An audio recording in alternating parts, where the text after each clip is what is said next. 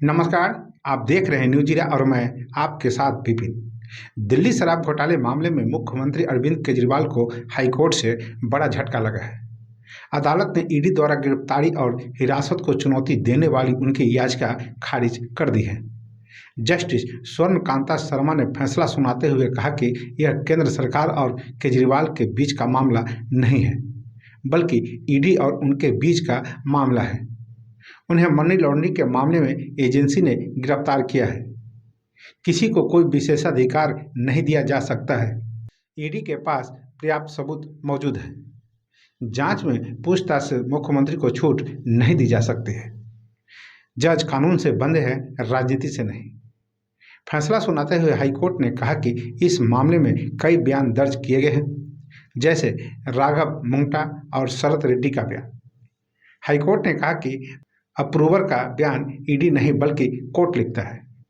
अगर आप उस पर सवाल उठाते हैं तो आप जज पर सवाल उठा रहे हैं। रेड्डी के बयान को लेकर भी सवाल उठाए गए। केजरीवाल के पास ये अधिकार है कि वह गवाहों को क्रॉस कर सके, लेकिन निचली अदालत में न कि हाईकोर्ट में। जांच किसी व्यक्ति की सुविधा के अनुसार नहीं चल सकती है। जांच के दौरान एजेंसी किसी के घर जा सकती है। जस्टिस स्वर्णकांता शर्मा ने फैसला सुनाते हुए कहा कि याचिकाकर्ता को मनी लॉन्ड्रिंग के मामले में गिरफ्तार किया गया है। ईडी के पास पर्याप्त सबूत मौजूद है। जांच में पूछताछ से मुख्यमंत्री को छूट नहीं दी जा सकती। जज कानून से बंधे हैं, राजनीति से नहीं। इससे पहले शराब घोटाले में एक हफ्ते में अदालत के 2 फैसले हैं।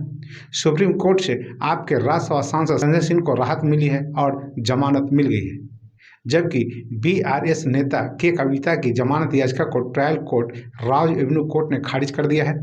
अब केजरीवाल को लेकर दिल्ली हाईकोर्ट के फैसले पर सबकी नजरें टिकी थी।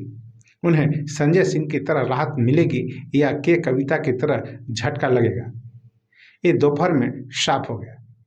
शराब नीति घोटाले में गिरफ्तार अरविंद केजरीवाल ने याचिका में अपनी गिरफ्तारी और फिर ईडी रिमांड को असंवैधानिक बताया था।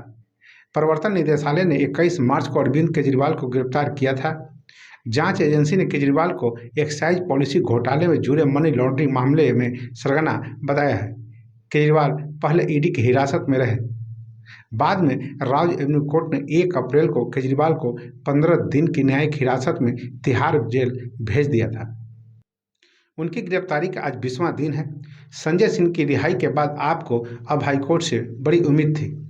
वहीं हाईकोर्ट के फैसला सुनाए जाने से पहले आप नेता और दिल्ली सरकार में मंत्री सौरभ भारद्वाज का बयान आया है। उन्होंने कहा, मुझे उस अदालत से कोई उम्मीद नहीं है। इसके पहले केजरीवाल के वकील अभिषेक मनु सिंघवी ने हाईकोर्ट में सुनवाई के दौरान दलील दी थी कि मुख्यमंत्री की तत्काल गिरफ्तारी की कोई जरूरत नहीं थी। केजरीवाल ने अपनी गिरफ्तारी की टाइमिंग पर सवाल उठाया है और कहा कि यह लोकतंत्र, स्वतंत्र और निष्पक्ष चुनाव और लेवल प्लेइंग फील्ड समेत संविधान का उल्लंघन बताया है। वहीं ईडी ने कहा था कि केजरीवाल ही शराब घोटाले के मुख्य साजिशकर्ता हैं। ईडी ने याचिका के विरोध में दलील दी है कि केजरीवाल आगामी चुनाव के आधार पर गिरफ्तारी से छूट का दावा नहीं कर सकते हैं। कानून उन पर और आम आदमी पर समान रूप से लागू होता है। इस मामले में हाईकोर्ट पहले ही जांच एजेंसी प्रवर्तन निदेशालय से सवाल जवाब कर चुका है और सुनवाई में दोनों पक्षों की दलीलें भी सुन चुका है। केजरीवाल की दूसरी याचिका पर भी आज फैसला आना है। राज एवेन्यू कोर्ट से केजरीवाल की उस याचिका पर फैसला आएगा जिसके जरिए उन्होंने अपने वकील से मिलने के लिए अतिरिक्त समय की मांग की है। केजरीवाल ने मांग की है कि 1 हफ्ते में वकीलों से 5 बार मिलने दिया जाए। अभी तक सिर्फ 2 बार मुलाकात हो रही है। इधर के कविता को भी आज राज एवेन्यू कोर्ट में पेश किया गया। कोर्ट ने के कविता को 23 अप्रैल तक फिर न्यायिक हिरासत में जेल भेज दिया है। ईडी ने कोर्ट में दलील दी थी कि अभी हिरासत की जरूरत है। उनकी भूमिका को स्पष्ट किया जा रहा है। इससे पहले 27 मार्च को ट्रायल कोर्ट ने के कविता को 9 मार्च तक 14 दिन की न्यायिक हिरासत में भेजा था। इससे पहले वे 10 दिन के लिए प्रवर्तन निदेशालय के हिरासत में थी। 1 दिन पहले ही के कविता को राज एवेन्यू कोर्ट से झटका लगा था। कोर्ट ने उनकी अंतरिम जमानत याचिका खारिज कर दी थी।